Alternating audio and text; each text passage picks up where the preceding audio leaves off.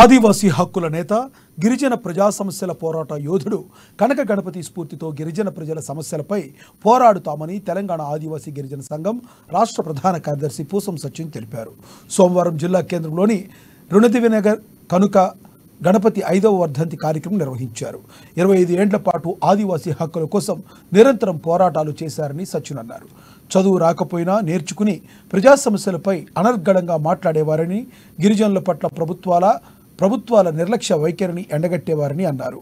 నిత్యం ఏదో ఒక గ్రామ సమస్యపై పనిచేస్తూ నిరంతరం ప్రజలకు అందుబాటులో ఉండేవాడని తెలిపారు. ఆయన స్ఫూర్తితో గిరిజన ప్రజల సమస్యలపై పోరాడుతామన్నారు.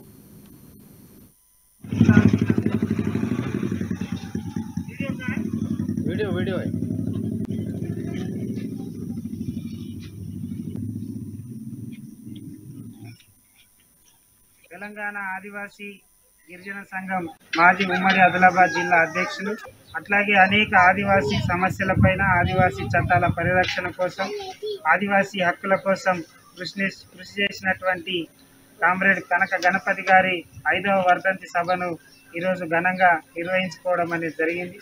కామ్రేడ్ కనక గణపతి గారు అనేక ఆదివాసీ ఉద్యమాలని ఈ జిల్లాలో నిర్మించారు. ముఖ్యంగా తెలంగాణ ఆదివాసీ గిరిజన సంఘం ఆవిర్భావంగా ఉన్నప్పటి నుంచి ఇప్పటి వరకు ఆయన ఈ సంఘాన్ని నిర్మించారు. అనేక ఆదివాసీ గ్రామాలలో మంచినీళ్లు, రోడ్డు, పట్టా